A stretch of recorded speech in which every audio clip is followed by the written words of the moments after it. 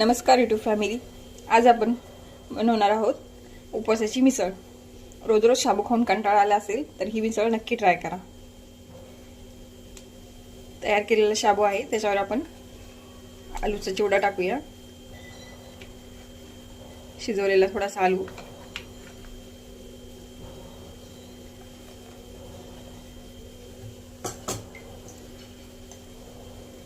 आणि हा तयार केलेला शेंगदाण्याच्या आमटीचा रस्सा।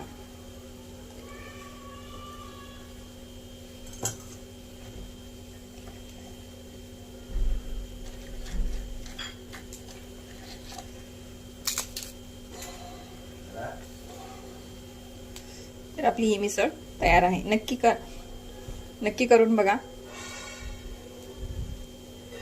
आपण बनवणार आहोत उपवासाची मिसळ। तर त्यासाठी कढईमध्ये तेल गरम करायला ठेवलेलं आहे। तुम्ही जर जिरे खात असाल तर जिरे टाका। थोडासा उकडलेला आलू,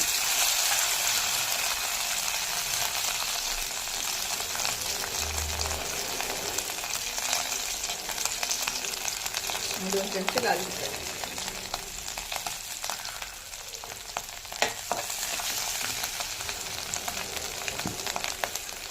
याच्यामध्ये आपण शेंगदाण्याचं कूट मिक्सरमध्ये पाणी टाकून बारीक वाटून घेतलेले आहे।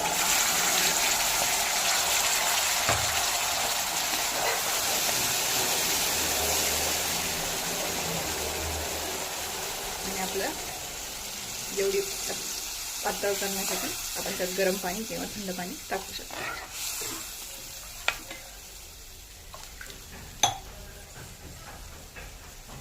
त्यामध्ये आपण उपवासाचं शेंदूर मीठ टाकणार आहोत चवीनुसार।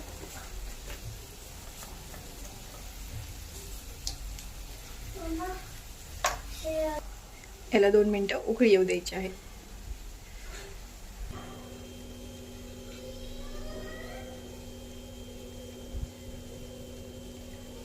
तर आपली उपवासाची मिसळ तयार आहे।